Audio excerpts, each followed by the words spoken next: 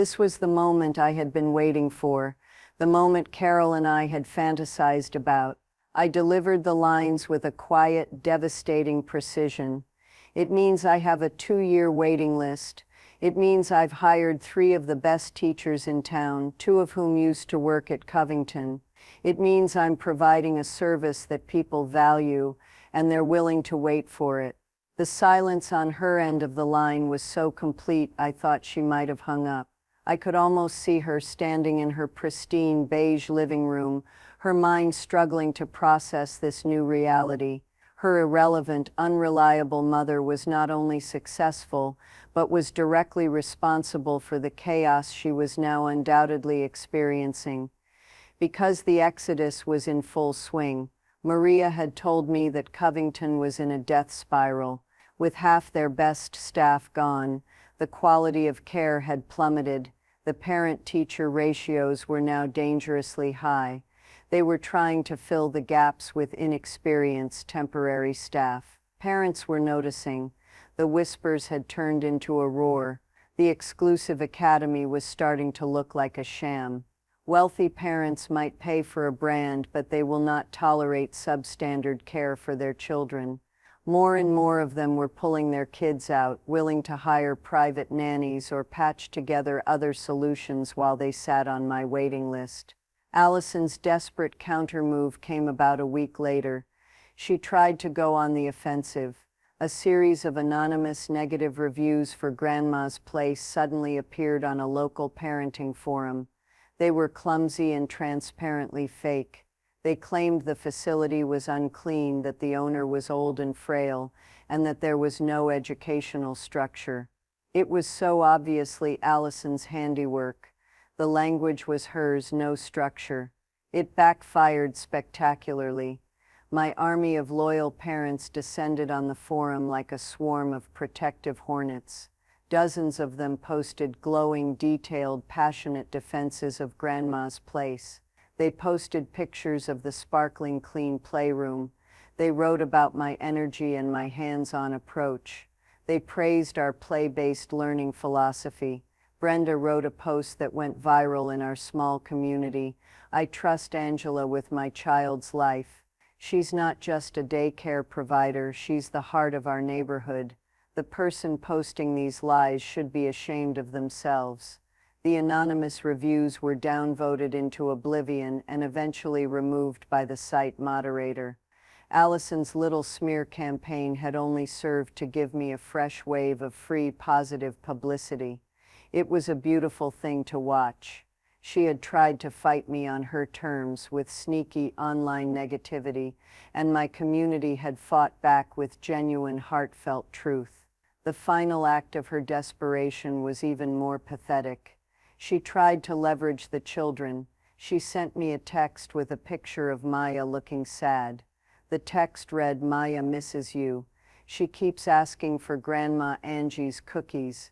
Covington isn't the same without Maria and Sarah."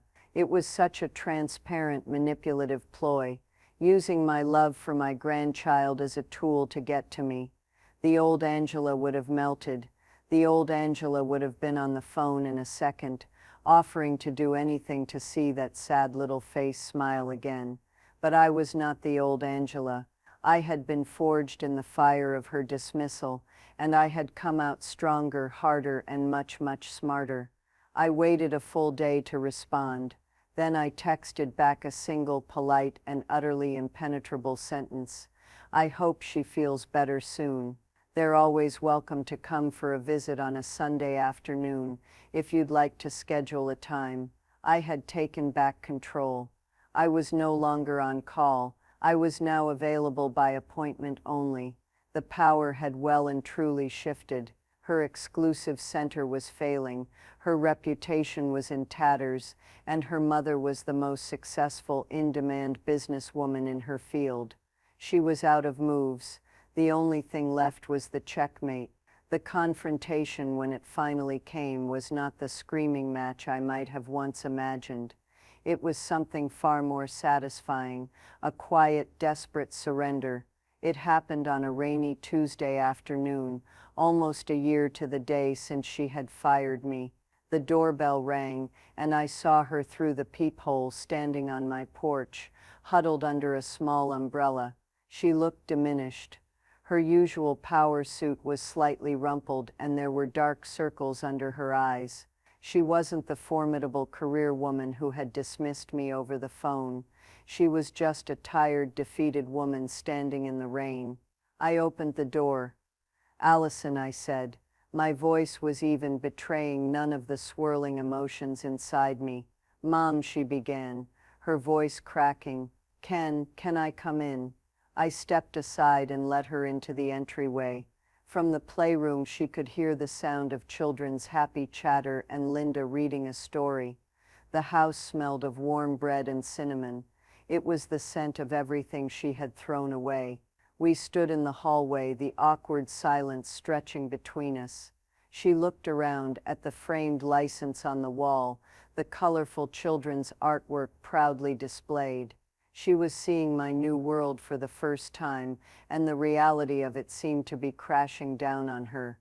I need to talk to you," she stammered, twisting the strap of her handbag. "It's about Covington." "Oh," I said, feigning mild curiosity. "Is everything all right?" Her composure broke. The tears she had clearly been holding back began to stream down her face. "No, Mom, nothing is all right. It's a disaster. They're closing." "Closing?" I asked, keeping my tone neutral. "That's a shame. It seemed like such a fine establishment." "Don't," she whispered, shaking her head. "Please don't. I know you know what's been going on. They lost their director last month. The corporation is pulling the plug. They gave us 2 weeks' notice." 2 weeks? I have nowhere to take the kids. Every other decent place in town has a waiting list a mile long. Mark is useless. He just says I need to handle it. My job is on the line. I can't just stop going to work. The first person I called, after a sleepless night of turning the idea over and over in my head, was my friend Carol's son, David. David was a young, sharp-as-a-tack lawyer who specialized in small business law. I met him at a coffee shop downtown, my hands wrapped around a mug for warmth, though the day was mild. I felt like a nervous schoolgirl. I laid out my idea, my voice starting as a hesitant whisper and growing stronger as I spoke. I told him about Allison, the kids, the park, the conversation with Brenda. I told him my vision, a daycare that felt like a grandmother's home with a big backyard for playing, a real kitchen for baking, and a philosophy based on kindness and creativity, not a structured curriculum. David listened patiently, taking notes on a yellow legal pad. He didn't laugh. He didn't dismiss me. When I was finished, he looked at me over the top of his glasses. "Angela," he said, a slow smile spreading across his face, "this is a fantastic idea. The demand for what you're describing is off the charts. But you have to do this by the book. No more helping out. This has to be a legitimate, licensed, insured business." And so my education began. David became my guide through the labyrinth of bureaucracy. He advised me to form a limited liability company, an LLC, to protect my personal assets, like my house, from any business liabilities. The name was easy, Grandma's Place, LLC. Just seeing it typed out on the official paperwork sent a thrill through me. I was real. This was real. Next came the money. I made an appointment with my financial advisor, a kind but no-nonsense woman named Susan. I explained my plan to use a portion of Robert's life insurance money as startup capital. She walked me through the process, explaining how to liquidate a part of the portfolio without incurring massive tax penalties. She helped me create a detailed budget, licensing fees, insurance premiums, safety upgrades to my home, educational supplies, marketing costs, and most importantly, a salary for myself. The idea of paying myself felt foreign and incredibly empowering. Susan was even more enthusiastic than David. Angela, you're sitting on a goldmine of a business model, she said. People are desperate for authentic, high-quality care. Covington Academy charges a fortune because they can. They have a monopoly on the premium market. You can offer a better service at a more reasonable price and still be very profitable. The biggest hurdle was licensing. The state had a rule book as thick as a phone book. Square footage requirements per child, fire safety regulations, background checks, mandatory CPR and first aid certifications for all staff. My home was large, with a big fenced-in backyard, but it wasn't designed to be a commercial daycare. The fire marshal came for an inspection. I needed to install a new hardwired smoke detector system with emergency lighting. The health inspector required me to have a separate hand-washing sink installed in the main playroom and stainless steel countertops in a designated food prep area of my kitchen. Every new requirement felt like a mountain to climb, and there were moments of overwhelming doubt. I'd lie awake at night, my mind racing. What was I thinking? I was a 63-year-old widow. I should be planning bus trips to see the fall foliage, not wrestling with building codes and insurance brokers. One evening I almost gave up. I was sitting at my kitchen table buried under a pile of paperwork, and I just started to cry. The tears were a mixture of frustration, fear, and a deep lingering grief from Allison's rejection. Just then the phone rang. It was Brenda, the young mom from the park. "Angela, I'm so sorry to bother you," she said, her voice strained. "I know this is a huge ask, but my mother was supposed to watch Chloe tomorrow, and she's come down with a terrible stomach bug. I have a presentation I absolutely cannot miss. Is there any chance just for a few hours?" Something in her desperate voice cut through my self-pity. This was why I was doing it. For the Brendas of the world. For the clothes. "Of course, Brenda," I said, my voice suddenly clear and steady. "Bring her over at 8. Having little Chloe in the house the next day was like letting the sunshine in. We baked muffins, and she sat on the counter, her little legs swinging, diligently stirring the batter. We read stories in the armchair where I used to read to my own grandchildren. Her bright, happy chatter filled the silence. When Brenda picked her up that evening, she had tears in her eyes. She pressed a $50 bill into my hand. "Please, Angela, for your time. You have no idea what a lifesaver you are." I tried to refuse, but she was insistent. "No, your time is valuable. What you do is valuable." That night I took that $50 bill and pinned it to the bulletin board in Robert's office, right next to the fire marshal's report and the LLC application. It was my first ever earned dollar from my new life. It was a reminder. My time was valuable. What I did was valuable. The doubt receded, replaced by a steely determination. I hired a contractor to do the renovations. I enrolled in a pediatric CPR and first aid course at the local community college. I spent hours online sourcing non-toxic wooden toys, comfortable floor cushions, and pint-sized art easels. My friend Carol was my rock through it all. She helped me pick out paint colors, warm yellows and soft blues, nothing like the corporate beige of Covington. She came over and helped me assemble tiny tables and chairs, our laughter echoing in the soon-to-be playroom. "You know," she said one afternoon, paintbrush in hand, "Allison is going to lose her mind when she finds out about this." "This isn't about Allison," I said, trying to convince myself as much as her. The days that followed were a blur of hollow silence. The house, which had for 5 years been a whirlwind of happy chaos, of squeals and giggles and the constant patter of little feet, was now a tomb. The quiet was a physical presence, a weight that pressed down on me from the moment I woke up until the moment I finally fell into a restless sleep. I'd walk into the living room and expect to see a half-finished puzzle on the floor. I'd open the pantry and my hand would automatically reach for the animal crackers. Every corner of my home was a testament to a life I was no longer a part of. My purpose, it seemed, had been outsourced. I tried to call Allison a few times in that first week, not to argue, but just to hear her voice, to try and bridge the chasm that had opened between us. Each call went to voicemail. I left messages, my voice sounding weak and pleading even to my own ears. "Allison, honey, can we please talk about this? I miss the kids, I miss you." The only response I got was a text message 2 days later.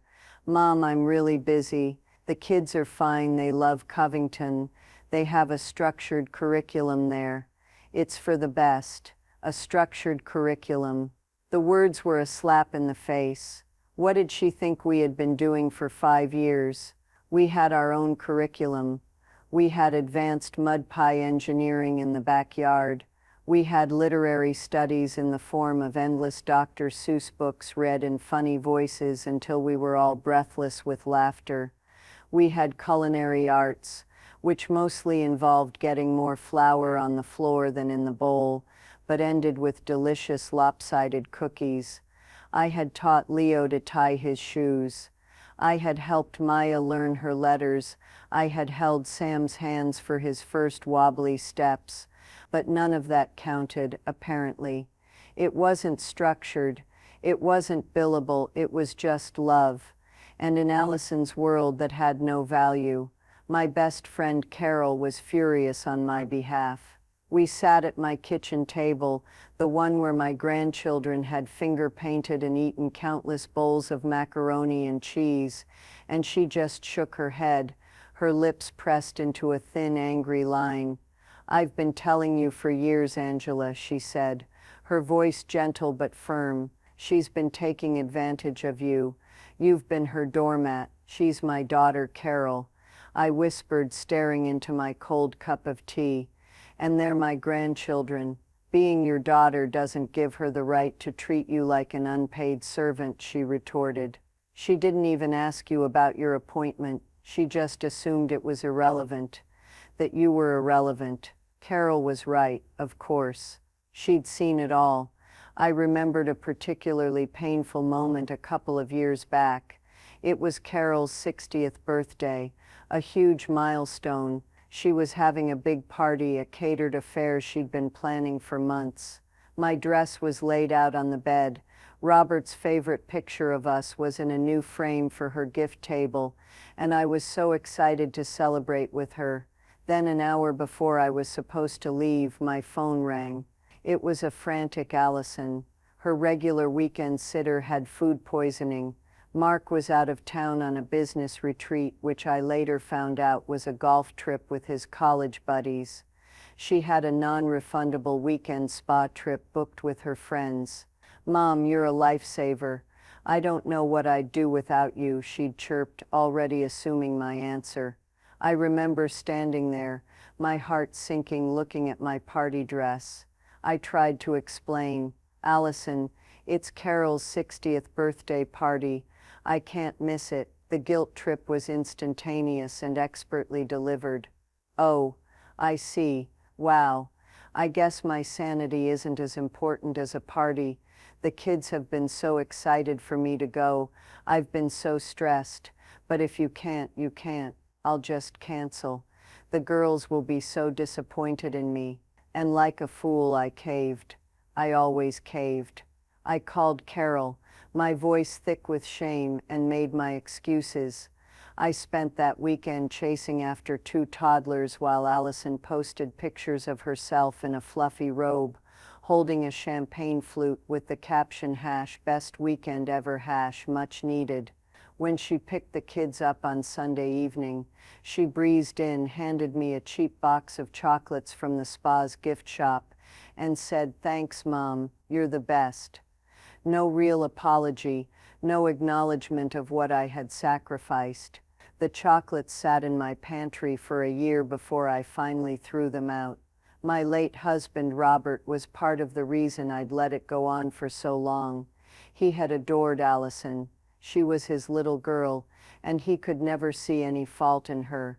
In his final years, as the cancer took its toll, he made me promise him something. We were sitting on the porch swing one evening, a cool breeze rustling the leaves. He was so thin, a shadow of the strong man I had married. He took my hand, his grip surprisingly firm. "Angie," he'd said, his voice raspy, "promise me you'll look after Allison. She puts on a brave face, but she's got a soft center. She needs her mom. Don't let her push you away." I had promised. I had clung to that promise like a life raft, using it to justify every canceled plan, every overlooked birthday, every moment of casual disrespect. I was keeping my promise to Robert, but sitting there with Carol, the silence of my house pressing in, I had to wonder if this was what he'd meant.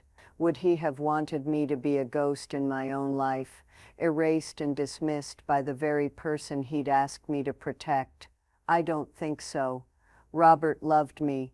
He would have been enraged to see me treated this way. He would have been the one to tell Allison to check her attitude and appreciate her mother. But he was gone, and I was alone with my promise. The breaking point, the real catalyst for what came next, happened about 2 weeks after I was fired. I was feeling particularly low, so I drove to the park near Allison's neighborhood. I told myself I just needed some fresh air, but I knew I was hoping for a glimpse of the kids, and I got it. I saw the sleek silver SUV with the Covington Academy's logo pull up. A young woman in a polo shirt got out and opened the door. Leo, Maya, and Sam clambered out. My heart ached just seeing them. Leo's hair was getting long, falling into his eyes the way he hated. Maya was wearing a dress I'd bought her, but it was mismatched with garish striped leggings. Sam looked so small and lost. They weren't running and yelling like they usually did at the park. They were subdued, trailing behind the young woman who was staring intently at her phone. I stayed in my car, hidden behind a large oak tree, my heart feeling like a lead weight in my chest. I watched as the woman barely looked up from her screen, occasionally calling out a half-hearted, "Be careful." Leo was trying to show her a roly-poly bug he'd found, but she just waved him away with a flick of her wrist. Maya was sitting alone on a swing, pushing herself listlessly with her toes, her face a perfect mask of boredom. My vibrant, curious, joyful grandchildren looked like little beige versions of themselves, reflections of the sterile institution that now owned their afternoons. It was then that I saw another car pull up. It was Brenda, a young mother from my old neighborhood. I used to watch her daughter, a sweet little girl named Chloe, a couple of days a week before Brenda's work schedule changed. Brenda got out of her car looking exhausted. She saw me and her face broke into a wide, relieved smile. She walked over, leaning on my open car window. "Angela, my God, it's so good to see you," she said. Her voice frayed at the edges. "I feel like I haven't seen a friendly face in weeks." "How are you?" "I'm all right, Brenda. Just getting some air. How are you? How's Chloe?" Brenda sighed, a deep, weary sound. "Oh, Angela, it's a nightmare. My new job has impossible hours, and finding good, affordable childcare is, well, it's impossible. We had to pull Chloe out of the place she was at. They kept raising the rates, and half the time she came home with a new bite mark. Now I'm patching together help from neighbors and taking my lunch break at 3 just to manage school pickup. I'm at my wit's end. I wish you were still, you know." She trailed off, blushing. "I'm sorry I heard about what happened with Allison. It's none of my business, but every mom in the neighborhood thinks it's a crying shame. You were the best." We talked for another 10 minutes, and she painted a bleak picture of the childcare landscape in our town. It was a choice between eye-wateringly expensive places like Covington, which treated childcare like a corporate transaction, or a handful of overcrowded, understaffed centers with questionable safety records. There was no middle ground, no place that felt like a home. As Brenda walked away waving a tired goodbye, it was like a lightning bolt struck me. The hurt and the sadness that had been churning inside me for weeks began to harden, to crystallize into something new. It was resolve. I looked from Brenda's retreating back to my grandchildren, listlessly wandering the playground under the detached gaze of a stranger. I thought of all the other kids I'd cared for over the years. The neighborhood children whose parents trusted me, whose laughter had filled my home. The Covington Academy wasn't a real professional solution. It was a cold, expensive substitute for what I provided naturally, a safe, loving, and nurturing place for children to simply be children. Allison thought she had found the best. I knew with a certainty that resonated deep in my bones that I could be the best, and I would do it on my own terms. It wasn't about revenge, not yet. It was about proving my own worth, not to Allison but to myself. And as I started my car and drove away from the park, a plan began to form, a tiny seed of an idea that would soon grow into an unstoppable force. The name just popped into my head, fully formed and perfect: Grandma's Place. The decision was one thing, the execution was another entirely. For the first time since Robert's passing, I walked into his old office. It was the one room in the house I'd left largely untouched, a sanctuary of his memory. His leather chair, the scent of old books and pipe tobacco still faintly clinging to the air, the neat stacks of financial journals. It felt like asking his permission. I sat in his chair, the leather cool against my skin, and pulled out the large accordion file labeled Insurance and Estate. My hands trembled slightly as I opened it. I was not a businesswoman. I was a homemaker, a mother, a grandmother. The world of finance and legalities was a foreign country to me. Inside was the life insurance policy. Robert had been a meticulous planner. He'd worked a steady, unglamorous job as a civil engineer for 40 years, and he'd made sure I would be taken care of. The amount was substantial, not enough to make me a millionaire, but enough to live comfortably, and if I was careful, enough to be a seed for Grandma's Place. For years this money had been a symbol of my loss. Now I started to see it as a symbol of my future. It was a gift from Robert, not to be squandered, but to be invested in myself. She trailed off, her plea hanging in the air. This was it, the moment she would ask, the moment she would come crawling back, expecting me to drop everything and clean up her mess, just like I always had. "I need your help," she finally said, her voice thick with desperation. "I need a spot here. For Leo, Maya, and Sam, just for a little while, until I can figure something else out. Please, Mom, I'm begging you." I looked at my daughter, my brilliant, beautiful, and impossibly entitled daughter, and I felt a strange mix of pity and cold, hard vindication. It wasn't about revenge, I had told myself over and over, but in that moment, as she stood before me completely at my mercy, I had to admit that it felt an awful lot like it, and it felt good. I let the silence hang for a long moment before I spoke. My voice, when it came, was calm and quiet, but each word was a carefully placed stone, building a wall she would never be able to breach again. "Allison," I began, "I remember a conversation we had about a year ago. You told me you needed someone reliable. You said you had found a real professional solution that you could count on. I was, as you so clearly put it, no longer needed." She flinched as I threw her own words back at her. "I know," she whispered. "I was I was stressed and I was wrong. I'm so sorry."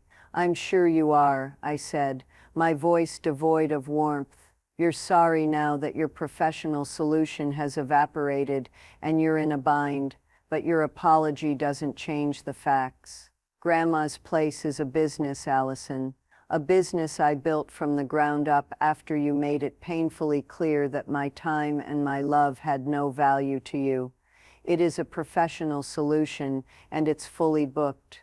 The hope drained from her face, replaced by disbelief. "You mean you won't help me? They're your grandchildren." "Of course I will help," I said smoothly. "I will help you the same way I help every other parent who calls me. I would be happy to add Leo, Maya, and Sam to my waiting list.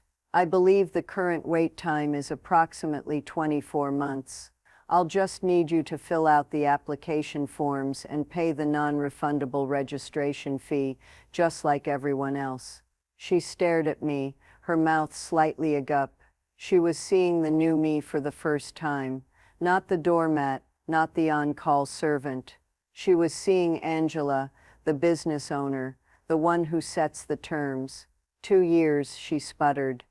"But what am I supposed to do for 2 years?" I gave a small, gentle shrug. "I don't know, Allison. I imagine you'll have to figure it out. You always do, remember?" The finality in my voice was unmistakable. The negotiation was over. There would be no special treatment, no last-minute rescue. She would have to feel the full weight of her own choices. She had treated me like a service, and now she would be treated like any other customer. One at the very, very end of a very, very long line. She turned without another word and walked out the door, back into the rain. I closed the door, leaned against it, and for the first time in a very long time, I took a deep, cleansing breath. The storm was finally over. In the end, it wasn't about the revenge. Not really. It was about respect. The respect I was never given, so I had to build a world where it was the very foundation. Grandma's place is more than just a daycare now. It's a community. It's a haven for parents like Brenda, who have become my dear friends. It's a nurturing workplace for women like Maria and Sarah, who feel valued and inspired every single day. And for me, it's a purpose. It's the joy of seeing a child's face light up when they finally master a new skill, the warmth of a small hand slipping into mine, the daily, beautiful, chaotic rhythm of a house filled with love. Allison, she figured it out, I suppose. She ended up having to hire an expensive live-in nanny, a decision that I know put a tremendous strain on her marriage and her finances. Mark was not happy. Her life, which she had so carefully curated to look perfect from the outside, became genuinely difficult. She had to make real sacrifices, to juggle, to compromise. For the first time, she had to become the reliable one. Our relationship is polite, distant. She brings the children to visit on the occasional Sunday. They run into my arms, and for that one afternoon, I am just Grandma Angie again, the one who bakes the best cookies. But when they leave, I am back to being Angela, the founder of Grandma's Place. A woman who built an empire out of the ashes of a broken heart. I learned a powerful lesson through all of this. Your worth is not determined by how others treat you. It's determined by how you value yourself. For years, I allowed Allison's view of me to become my own. I was just the unpaid babysitter, the convenient helper, the person whose own needs came last. But she was wrong. I was a teacher, a nurturer, a chef, a protector, a creator of magic, and a keeper of secrets. I had a wealth of skills she was too blind to see, and once I started to see them in myself, my whole world changed. I want to ask you something. Have you ever felt taken for granted? Have you ever poured your heart and soul into something, a relationship, a family, a job, only to be treated like you were disposable? It's a painful, lonely feeling. It can make you feel small and worthless. But I'm here to tell you that you are not. Your skills are real. Your time is valuable. Your love is a precious gift, not a free commodity. Sometimes the most powerful thing you can do is to walk away from those who refuse to see your value and start investing in yourself. You might be surprised at the beautiful things you can build when you are your own foundation. It wasn't about revenge until it was. And then it became about so much more. It became about resurrection. My resurrection. Thank you for listening to my story. If it resonated with you, please press the like button and consider subscribing to the channel for more stories like this one. And I'd love to read your own experiences in the comments below. Have you ever had to teach someone your worth? Let's talk about it. It's funny, the things you think will define your golden years. I always imagined mine would be filled with the scent of rising bread, the soft click of knitting needles, and the sweet, sticky-fingered hugs of my grandchildren. For 5 years I had 2 out of 3, but the reality was a far cry from the peaceful portrait I'd painted in my mind. My name is Angela. I'm 63 years old, and for half a decade, I was the unpaid, on-call, 24/7 support system for my daughter Allison and her 3 children. I wasn't a grandma who visited. I was a service that was expected, the bedrock on which she built her very busy, very important life, a bedrock she never once thought to thank, and one she shattered with a single callous phone call. The call came on a Tuesday. I remember the sky was a brilliant, cloudless blue, the kind that promises a good day. I was in my garden, my hands deep in the rich soil, humming along to a tune on the radio. It was the first day in nearly a month I didn't have the kids. Leo, who was 7, Maya 5, and little Sam, just 2. My back ached, a familiar dull throb that had become my constant companion, and I had a doctor's appointment that afternoon, a long overdue one, to talk about the arthritis in my hands and a knee that had started to protest every time I knelt to pick up a stray Lego. My phone, sitting on the patio table, buzzed like an angry hornet. It was Allison. I wiped my hands on my apron, a faint sense of dread prickling my skin. A call from Allison on a day I wasn't scheduled to have the kids usually meant one thing: a crisis. Her crisis, my problem. I answered with the same cheerful tone I always used. "Hello, sweetie. Everything okay?" Her voice was tight, wound like a spring. "Mom, I need you. My boss just called an emergency meeting at 2 o'clock. It's a huge deal. I can't miss it. I need you to get the kids from school. Pickup is at 3. I felt that familiar sinking feeling in my stomach. I glanced at the clock on my kitchen wall, visible through the screen door. It was already past noon. I took a breath. "Oh, honey, I can't today. My doctor's appointment is at 2:30. It's all the way across town. I booked it months ago. I can't cancel it." The silence on the other end of the line was heavy, thick with disapproval.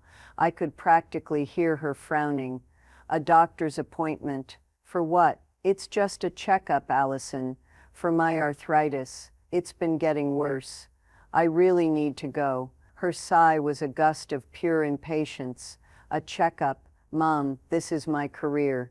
Can't you just reschedule? It's not like it's life or death. I need someone reliable." The word hung in the air between us, sharp and poisonous. Reliable. For 5 years I had been the very definition of reliable. I had dropped everything for her, time and time again. I'd canceled dental cleanings, lunch dates with my friend Carol, even a trip to see my sister, because Allison's babysitter got the flu, or her husband, Mark, had a last-minute golf game, or she just needed a mental health day. I was the one who sat up all night with a feverish Maya. I was the one who potty-trained Sam. I was the one who spent hours building elaborate pillow forts and baking cookies shaped like dinosaurs. I had given her 5 years of my life, without ever asking for a single dime, and in her eyes I was unreliable. I felt a cold, hard knot form in my chest. "No, Allison, I can't reschedule. My health is important too. I'm sorry, but you'll have to find someone else." The explosion was immediate. "Fine, just fine. I can't believe this. I bend over backwards at my job, and the one time I need you, you can't be bothered. Some grandmother you are. Forget it. I'll figure it out. I always do. And then she hung up. Not a goodbye, not a flicker of understanding, just the dead, final click of a disconnected call. I stood there in my sun-drenched garden, phone in hand, the smell of tomato plants thick in the air. The beautiful day suddenly felt mocking. My hands, caked in soil, began to tremble. It wasn't just the anger, though there was plenty of that. It was the profound, soul-crushing hurt. I was not a person to her. I was a convenience, and my one act of prioritizing my own well-being had gotten me fired. She confirmed it with a text an hour later. It read, "Don't worry about picking the kids up anymore. I've found a real professional solution, one I can count on. We won't be needing you going forward. We won't be needing you." The words echoed in the quiet of my house, a house that was suddenly painfully empty. The colorful drawings taped to the refrigerator seemed to mock me. The small muddy footprints by the back door were like ghosts of the life that had just been ripped away. She told me later, in a brief, cold conversation, that she had enrolled the children in the Covington Academy, the town's most exclusive, most expensive daycare and after-school center. She said it with a certain pride, a verbal jab meant to highlight my inadequacy. It was a place for the children of doctors and lawyers, a sterile beige building with a logo that looked like a corporate brand. A place, she emphasized, with a paid professional staff who wouldn't let her down. What she didn't know, what she couldn't possibly imagine, was that my years of caring for her children and half the other kids in the neighborhood hadn't just given me an aching back. They had given me an idea, a brilliant, terrifying, and ultimately life-changing idea. She had fired her mother, but she had just hired her biggest competitor. I invited her in, and we sat at the kitchen table. Her story poured out of her. She was a trained early childhood educator, passionate and dedicated. But Covington was, in her words, a soul-crushing place to work. It was run by a remote corporate office that cared only about profit margins. The staff were underpaid, overworked, and given no autonomy. They were forced to follow a rigid one-size-fits-all curriculum that stifled creativity. The beautiful glossy brochures promised individualized attention, but Maria said she was often left alone with 10 toddlers, an impossible ratio. The expensive organic snacks were often replaced with cheap crackers and sugary juice when the budget got tight at the end of the month. The staff turnover was astronomical. "They don't care about the children," she said, tears welling in her eyes. "They care about the brand. The parents pay for the logo on the polo shirt. It's all a facade." I saw the post about your daycare on that blog. It sounded like a place that actually loves children. "I know your waiting list is long, but I would do anything to work here. I'll clean the floors, I'll prep the snacks, anything." I looked at this earnest, heartbroken young woman and I saw a kindred spirit. Her story validated everything I had suspected. She wasn't just a potential employee, she was an ally. I wasn't in a position to hire a full-time assistant just yet, but I made a decision right then and there. "Maria," I said, my voice firm, "I'm going to expand. I'm going to apply for a new license to increase my capacity. It will take a few months, but when I do, I will need a lead teacher. That job is yours if you want it." The look of sheer, unadulterated relief on her face was all the confirmation I needed. She started working for me part-time the following week, helping with cleaning and prep work after the children had gone home. And she became my source of intel. She told me about the panic that was beginning to set in at Covington. 2 more families had pulled their children out that week, both citing Grandma's place as their destination. The director had held a staff meeting, demanding to know what was so special about this new competitor. No one had an answer. To them, I was a mystery, a ghost. The final beautiful poetic turn of the screw came a month later. Maria told me that Covington had just lost two more of its best teachers. They had both quit, burned out and demoralized. And where had they gone? They'd both sent me their resumes. I was now in the incredible position of not only having a year-long waiting list of children, but a waiting list of highly qualified, experienced teachers who were desperate to escape the corporate daycare machine. I had become the most sought-after daycare in town, not through expensive marketing, but through a simple, authentic philosophy. Allison's exclusive center hadn't just lost clients to me, it was now losing its staff. The foundation of her perfect professional solution was crumbling, and she still had no idea that the person holding the wrecking ball was her own unreliable mother. The power shift when it happened was not a gradual incline. It was a cliff. One day the Covington Academy was the undisputed king of childcare in our town. The next it was a sinking ship and I was the only lifeboat in sight. And I was the one who had been told my help was no longer needed. The irony was so thick you could have spread it on toast. Maria became my full-time lead teacher after I successfully navigated the licensing upgrade to increase my capacity to 12 children. With her and another wonderful teacher named Sarah, who had also defected from Covington Grandma's Place, entered a new era. We were a well-oiled machine of love, learning, and laughter. Our reputation was sterling. The waiting list grew to a comical length. People were putting their names down the moment they got a positive pregnancy test. We were featured in the local paper, a human interest story about a grandmother who turned her empty nest into a community hub. They took a picture of me, Maria, and Sarah, surrounded by a dozen beaming children in the sunny garden. I made sure to send a copy to Carol. The first direct sign of Allison's panic came in the form of a phone call. It was a Saturday morning and I was weeding my petunias. I saw her name flash on the screen and my heart did a little flutter kick of adrenaline. I let it ring 3 times before answering, my voice deliberately calm and placid. "Hello, Allison." "Mom," she said, and the single word was freighted with a tension I hadn't heard before.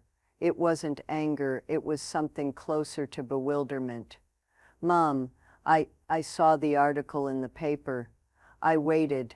I said nothing. I just let her sit in the silence. "Grandma's Place," she said, the name sounding foreign and strange on her tongue. "That's you?" "It is," I said simply. Another pause. I could hear her breathing, a little shaky. "I don't understand. When did all this happen? Why didn't you tell me?" The audacity of it, after months of icing me out, almost made me laugh. "Why didn't you tell me?" "Honestly, Allison, you made it very clear you weren't interested in my life. You said you had a reliable solution for the children and you wouldn't be needing me. I took you at your word. I built a new life for myself. But a daycare, in your house?" Her tone was a cocktail of shock, and I detected a hint of snobbery, as if the idea was somehow beneath me or beneath her. "It's a fully licensed early learning center," I corrected her, using the professional jargon I knew she'd understand. "And it's been very successful." "Successful," she repeated, a note of disbelief in her voice. "What does that even mean?" Carol just raised an eyebrow. "Oh, honey, it wasn't about Allison when you started, but if you tell me there isn't a tiny part of you that's imagining the look on her face, you're a better woman than I am." I didn't answer. I just smiled and kept painting, because she was right. It started as a way to reclaim my own life, to build something from the ashes of my old one. But a small, persistent part of me, the part that still stung with the word unreliable, couldn't wait to show my daughter just how reliable I could be. I was building a business, but I was also building my revenge, a warm, loving, home-cooked, and utterly devastating revenge, and I was going to enjoy every minute of it. The day Grandma's place officially opened was both terrifying and exhilarating.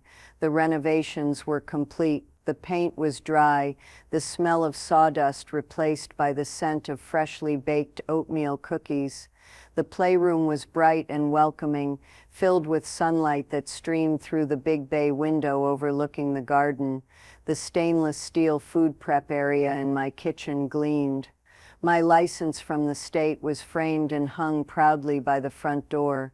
I had passed every inspection, filed every form, and paid every fee. I was no longer just Angela, the retired grandmother.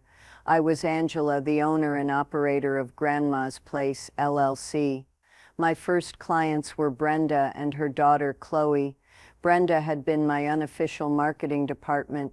She'd told a few other mothers in her circle, women who were also disenchanted with their childcare options, about what I was doing. So on that first Monday, I didn't just have Chloe. I had 3 other little ones as well. 4 children in total. It was a manageable, perfect start. Allison, of course, knew nothing. My relationship with her had settled into a cold, distant quiet. We hadn't spoken in months aside from a couple of stilted text exchanges about birthdays or holidays. I knew from mutual acquaintances that she was still flaunting the Covington Academy as a status symbol. She'd post pictures on social media of their elaborate fall festival or their science week, always with a caption about giving her children the best opportunities. I never commented, I just observed, my resolve hardening with each boastful post. She lived in her own world, one where I had simply ceased to exist in any meaningful way. It hurt, but it also gave me cover. She wasn't paying attention, and that was her first mistake. The first few months of Grandma's Place were pure joy. It was everything I had envisioned. We spent our mornings in the garden planting seeds and watching for butterflies. We had art class at the big kitchen table where messes were encouraged. We had story time in a cozy corner filled with pillows, and nap time was quiet and peaceful with soft music playing. I cooked them healthy, delicious lunches from scratch. Chicken noodle soup, little turkey meatballs, macaroni and cheese with hidden pureed carrots. The children thrived. They were happy, relaxed, and engaged. Word began to spread, slowly at first, then like a wildfire. It started with Brenda's friends, then their friends. One of them, a woman named Sarah, was a prominent local blogger who wrote about parenting. She was so impressed with Grandma's Place that she wrote a glowing, unsponsored review on her blog. She titled it "The Daycare That Feels Like Coming Home." That blog post was the tipping point. My phone started ringing off the hook. Mothers I had never met were calling, their voices full of a now familiar desperation. They'd read the article. They'd heard from friends. They were tired of the sterile, impersonal environments of the big box daycares. They were sick of paying a king's ransom for caregivers who were glued to their phones. They wanted what I was offering. Within 6 months, I was at my state-licensed capacity of 8 children. I had to start a waiting list. At first, it had 5 names on it, then 10, then 20. I hired my first employee, a wonderful, warm woman in her 50s named Linda, who had recently retired from being a kindergarten teacher.